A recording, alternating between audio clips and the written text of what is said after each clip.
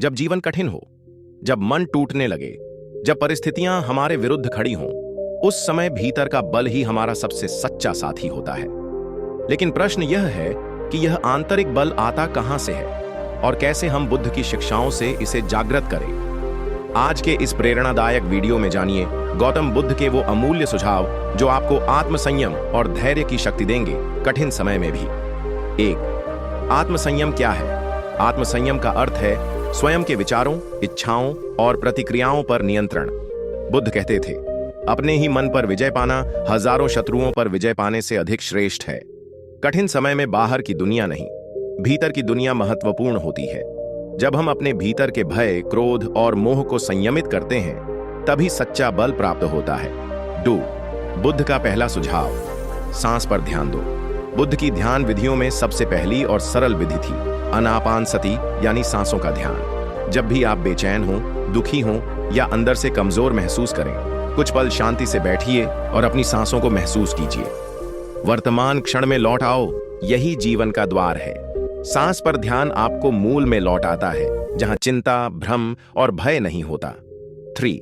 दूसरा सुझाव, विचारों का निरीक्षण करो, प्रतिक्रिया मत दो।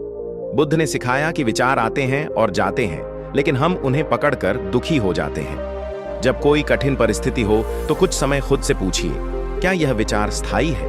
क्या यह मेरी सच्चाई है या क्षणिक भ्रम? प्रतिक्रिया देने से पहले निरीक्षण करना ही आत्मसंयम का लक्षण है। 4. तीसरा सुझाव, करुणा को जागृत करो। बुद्ध कहते थे, जब क्रोध बढ़े तो करुणा का दीप जलाओ। कठिन समय में लोग अक्सर रूखे हो जाते हैं, खुद को या दूसरों को दोष देने लगते हैं।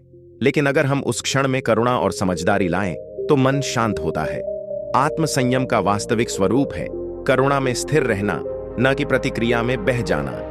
5. चौथा सुझाव, धैर्य ही सच्ची बुद्धिमत्ता है। बुद्ध के अनुसार धैर्य रखना बुद्धिमत्ता की परीक्षा है। जीवन में सभी समस्याओं का समाधान तुरंत नहीं मिलता, लेकिन जो व्यक्ति धैर्य से प्रतीक्षा करता है, वह अंततः अंधकार के पार पहुंचता है।